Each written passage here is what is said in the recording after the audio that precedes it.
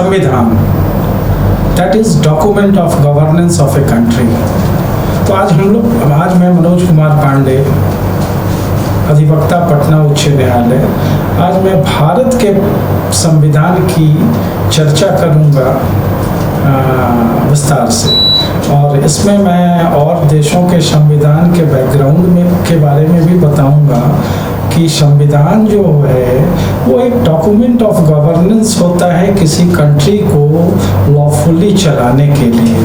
तो जैसा कि हम लोग जानते हैं कि यूनाइटेड स्टेट्स ऑफ अमेरिका का जब गठन हुआ आफ्टर ए प्रोलॉन्ग्ड वॉर, तो यूएसए का जो है एक कॉन्स्टिट्यूशन बना जिसमें ह्यूमन वैल्यूज़ को बहुत ही महत्व दिया गया, और जो है उसके बाद जो है हमारे भारत की पराधीनता के बाद आज़ादी की लड़ाइयाँ चली, बहुत लंबे समय तक चली। उसके बाद भारत को आज़ाद होने से कुछ साल पहले ही एक कॉन्स्टिट्यूएंट असेंबली का गठन किया गया 1946 में, कि वो कॉन्स्टिट्यूएंट असेंबली के गठन का मेन उद्देश्य जो था, जो महत्वपूर्ण उद्देश्य था, वो भारत के संविधान का निर्माण करना था।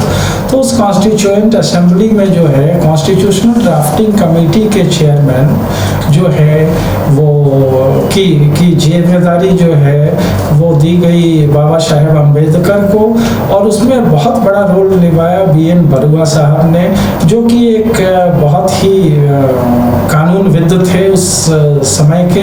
और बीएन बरुआ साहब का भी बहुत कंट्रीब्यूशन, वैसे तो हर पॉलिटिकल, हर राजनीतिक का, उनके कंटेम्पररी समय के राजनीतिकों का बहुत ही योगदान रहा।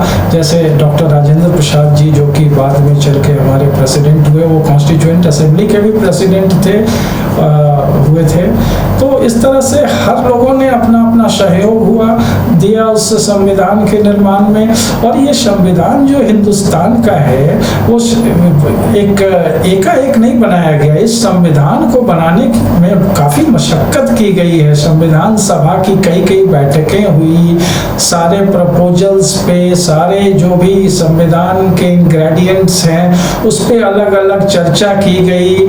जैसे कि सिटीजनशिप का जो प्रावधान है part 2 of the constitution of India में, यूनियन एंड स्टेट्स के ऑर्गेनाइजेशन का जो प्रावधान है पार्ट 1 कॉन्स्टिट्यूशन ऑफ इंडिया में, फंडामेंटल राइट्स जो है मौलिक अधिकार का जो कॉन्सेप्ट है पार्ट 3 हमारे संविधान में, जो है वो directive principle of state policy जो पार्ट 4 का चैप्टर है, directive principles of state policy के साथ साथ डायरेक्ट फंडामेंटल ड्यूटीज को भी लेटर ऑन इनकॉर्पोरेट किया गया पार्ट 4A में।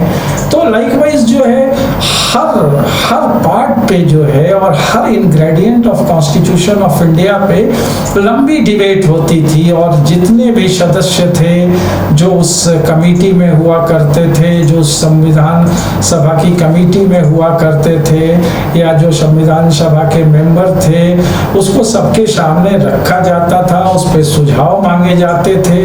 उसके बाद उस सुझाव पर भी डिबेट होती थी। ऐसा नहीं है कि किसी ने एक इंग्रेडिएंट को प्रपोज कर दिया और वो संविधान में जो है वो डाल दिया गया। ऐसे हमारा संविधान नहीं बना है।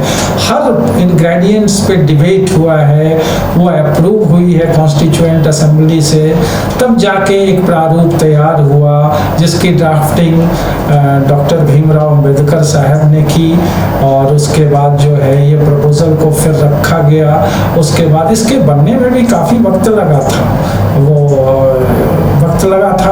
और ये तब जाके जो है हमारा संविधान बनके तैयार हुआ। और इसके इसेंस में जो है सबसे बड़ा इसेंस जो संविधान की शुरुआत होती है, we the people of India, that is the part of preamble. Preamble को हम लोग कह सकते हैं कि वो भारत के संविधान की आत्मा है। संविधान को समझना इतना आसान नहीं है जितना हम लोग समझ लेते हैं। भारत का संविधान एक बहुत ही सूझबूझ के साथ, बहुत ही डिबेट होने के बाद और बहुत ही मशक्कत के बाद काफ़ी समय में तैयार किया गया है, जिसके एक एक शब्द की महत्ता है, एक एक शब्द को जो है वो का इंटरप्रिटेशन जो है बारीकी से करने पे ही ये संविधान हमें समझ में आता है। हम प्रियम्बल को भी ले लें, जिससे कि हमारा संविधान जो है शुरू होता है, जो कि प्रियम्बल है हमारा, जो कि शुरू होता है we the people of India do hereby enact. तो इसमें जो है प्रियम्बल में पूरे संविधान का एसेंस है, आत्मा है। अगर हम प्रियम्बल को ठीक से समझ गए तो हम समझ जाएंगे कि what constitutional frame makers has had in mind while drafting this Constitution of India। Preamble में ही हमारी आत्मा स्पष्ट रूप से झलकती है हमारे संविधान की, जैसे डेमोक्रेटिक, सोशलिस्ट, सॉवरेन, रिपब्लिक और सारा जो है वो राइट्स के बारे में चर्चा है। तो इसमें जो है हमें बहुत ही ईच एंड एवरी वर्ड को इंटरप्रेट किया गया है। सेकंड में हम देखें कि सिटीजनशिप पे कितना क्लियर कॉन्सेप्ट हमारे संविधान में है कि who can be citizen of India and who can not be citizen of India, क्या क्राइटेरिया है, हम कैसे सिटीजनशिप किसी को दे सकते हैं, या कौन हमारे सिटीजन हैं जो इनहेबिटेंट हैं इंडिया के for a certain period of time. तो that has been covered in part 2 of the Constitution of India। सबसे वाइटल और इसेंशियल पार्ट जो है हमारा वो फंडामेंटल राइट्स है। फंडामेंटल राइट्स जो है वो हमारे मौलिक अधिकारों के बारे में बताता है, जो भी भारत के नागरिक हैं उनके मौलिक अधिकार क्या हैं। और मौलिक अधिकार जो है वो जो है एक बहुत ही इसेंशियल पार्ट है ऑफ एनी कॉन्स्टिट्यूशन का जो है। और मौलिक अधिकार में भी हमें बहुत सारे अधिकार दिए गए हैं, लेकिन ऐसा भी नहीं है कि सारे अधिकार एब्सोल्यूट हैं जिनका कि हम लोग we can misuse those rights and अधिकार्स। There is certain reasonable restrictions with those rights. तो रिजनेबल रिस्ट्रिक्शंस भी डाला गया है। कितनी बारीकी से इस पर सोचा गया कि अगर अधिकार राइट्स अनफिटेड हों तो उसका मिसयूज भी होना शुरू हो जाता है। तो उसको ध्यान में रखते हुए आपके क्या अधिकार मौलिक हैं जिस पर कि आपका स्वामित्व है, आपकी उन अधिकारों की अगर का हनन होता है तो आपके लिए उसके लिए रिमेडीज अवेलेबल है। लाइक कि डिफरेंट हाई कोर्ट्स हैं कंट्री में, हर राज्य में। Supreme Court of India has been empowered to ensure your fundamental rights by way of writ application. तो इस मामले में जो है अधिकारों को तो सुरक्षित किया गया है भारत के नागरिकों का, लेकिन रीजनेबल रेस्ट्रिक्शंस भी लगाया गया है। जैसे आर्टिकल 19 है, उसमें फ्रीडम ऑफ स्पीच का अधिकार है, but with certain reasonable restriction. ऐसा नहीं है कि मुझे अधिकार है, संविधान ने, भारत के संविधान ने मुझे अधिकार दिया है आर्टिकल 19 के तहत, तो हम कुछ भी बोल सकते हैं। हमारा एक रीजन्ड स्टेटमेंट होना चाहिए। Being a responsible citizen of India, हमारी जो दायित्व है कि हमें क्या बोलना है जिससे कि देश की क्षति ना हो, किसी के स्वाभिमान को धक्का ना लगे, या ये एक लिमिट में हमें बोलना है। तो रीजनेबल रेस्ट्रिक्शंस भी जो है इम्पोज किए गए हैं। ऐसा नहीं है कि आपको अनफिटेड अधिकार है, आप कुछ भी बोल दीजिए और जिसका कि एडवर्स इफेक्ट पड़े हमारे कंट्री पे, इंडिविजुअल्स पे, हमारी सोसाइटी पे, ऐसी भी बात नहीं है।